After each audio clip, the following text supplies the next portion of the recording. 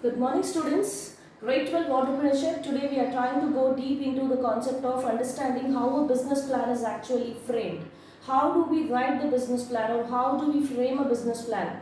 There are various sections, students. Before we try to understand about the various factors involved in business plan, there is one thing that there are different categories of business plan, like elevator speech, a pitch deck with an oral narrative, and all those things. I am not going to explain about the types critically. Why? Because I want you to practically learn about it during another session. We will have one more session in understanding about the types of plans. But right now what we will do is we will try to understand about the contents of business plan. See students, when we try to understand the content, one thing understand, there are so many sub plans under this. There are so many columns that are there that have to be accomplished before you actually have a complete picture of a business plan. So the first one is introductory profile, the second one is the description of the venture, the third one is production plan, and then the operational plan, then the manpower planning, then the marketing plan, then the finance plan. There are so many, assessment of risk, so many factors, so much of content is there in business plan.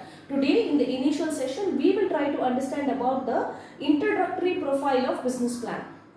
Right? So let's understand this. In the introductory profile, entrepreneur's biodata. First thing is introductory profile. This is a general description. This is also referred to as general introduction. This is the first page of your business plan.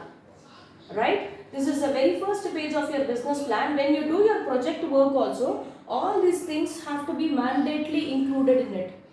Right? Let's understand what you write in the introductory profile. First one is entrepreneur's biodata, giving information about the name, address, and certain identity proofs of the entrepreneur, like how much qualification he has got, what is his complete full name according to according to his registered, what's his PAN card. All those critical information relating to the identity of an entrepreneur should be placed in the entrepreneur's biodata.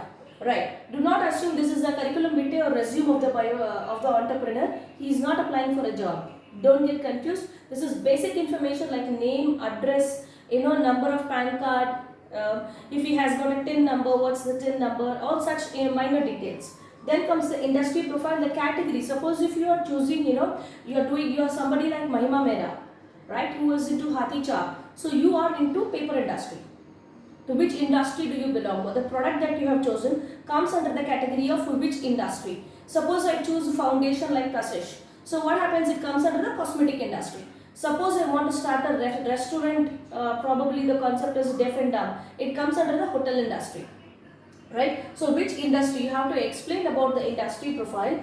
Constitution and organization refers to the choice made in the kind of business that you are planning to do. That is, whether it is sole proprietorship, partnership, private company, public company, whether it is a cooperative society, depending upon the quest that the entrepreneur has got, depending upon his interest, he can choose the organization and how is he going to constitute it. Then product details, very very important. I also want you to draw a diagram like this. That is product utility, product range, product design, and product USP.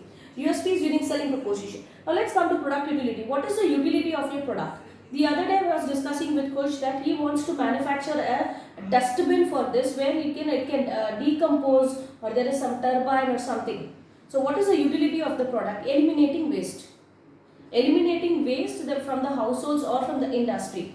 That is the utility of the product. Suppose you are having a product like, say for example, you are into beverages, manufacturing coffee. It gives you freshness. It is the utility of the product is satisfying the taste buds and giving you the utility or that a beverage will do.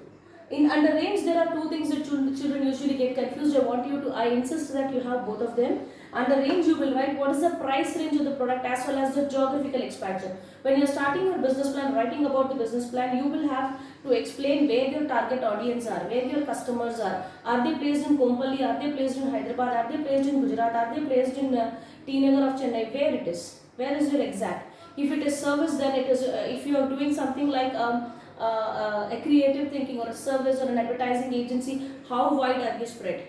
So that range you have to mention here. Then talking about the design, you have to design something, which I have shared the pics of few designs. Say for example, when you talk about, I'll put a small design here. Hope you are able to understand what this is.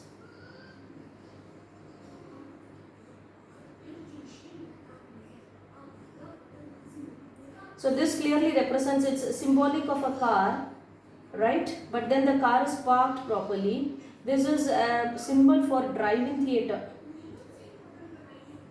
A drive-in theater, the design of your product, the outlook of your product, or the shape of your product. If you're manufacturing a water bottle, then maybe something like this, the design of the bottle, the prototype or the picture or the diagram related to it. USP, what's so different about your product? If it is completely new, the innovation is your USP. If it is an already existing product, then you have to tell how far are you different and unique from your competitor. So this is with regard to your introductory profile. Now coming to description of the venture. Under description of venture, there are so many things, students. First one is you have to mention the mission statement. Mission statement talks a lot about the scope, the pedigree. How long, how wide are you? What's the scope of your organization? What's your plan? How are you going to, what's your mission? What is your targeting? If you read it, if you have a close look at the, the mission statement of our school in the diary, you will get an idea of what the founder or the promoter had a mission. Why did he start the school? Okay, the tagline also says, the child is a light and life of the nation. Right? So what's the mission statement? Kindly I insist that all of you read the mission statement, because the external is definitely going to ask you the mission statement of your school. So you must be knowing what is the mission statement. It talks a lot about the scope of the organization. Then comes the site. Site is nothing but physical location, where your organization is located. Whether it is located in Hyderabad, in Gujarat.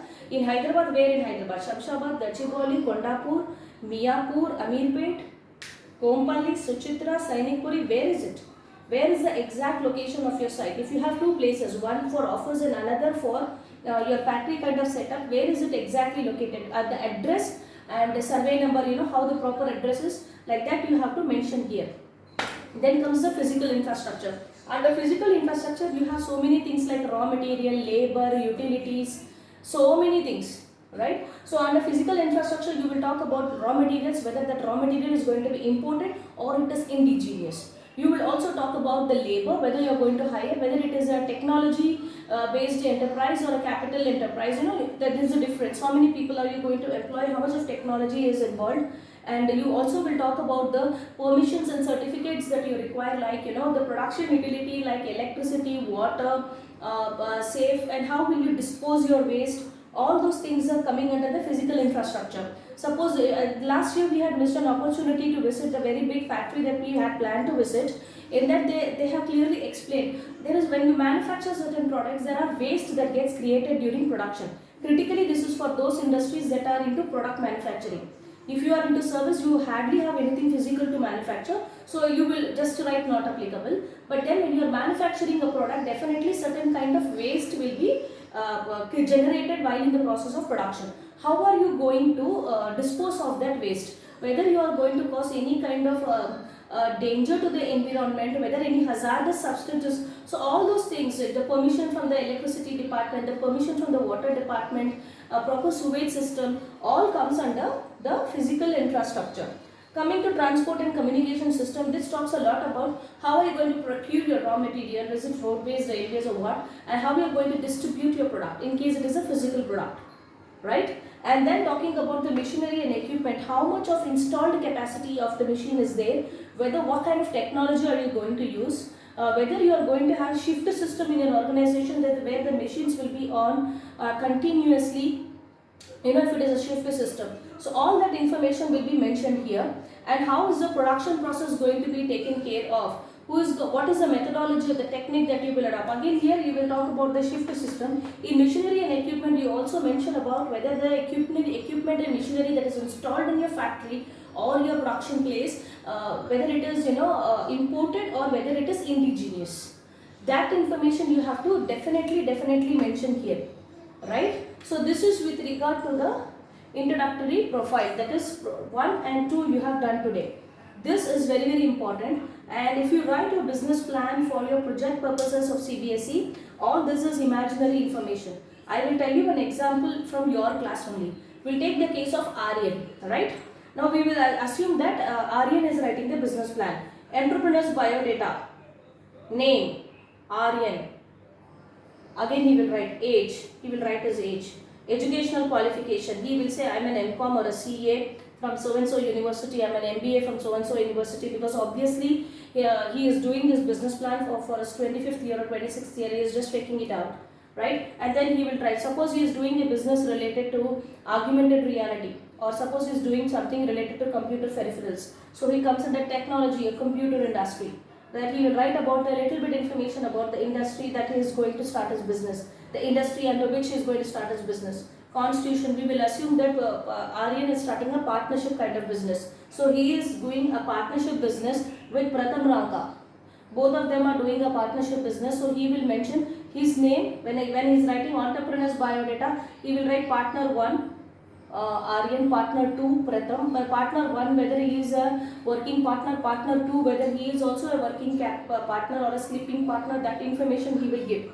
Then product details, he will do designing of this page. All these are imaginary informations. Then coming to the description, he will design a mission statement for his own. After looking into the school diary, he can design his own mission statement. And if you look into the websites of so many companies, you will get an idea of how beautifully a mission statement can be crafted. And then comes the site, he will disclose that he is starting his business in Jubilee Hills. He can also say the physical infrastructure required. All these things are imaginary that he is going to put out. Clear? So this session has made good sense to you. I hope you have understood this. Thank you and have a fantastic day.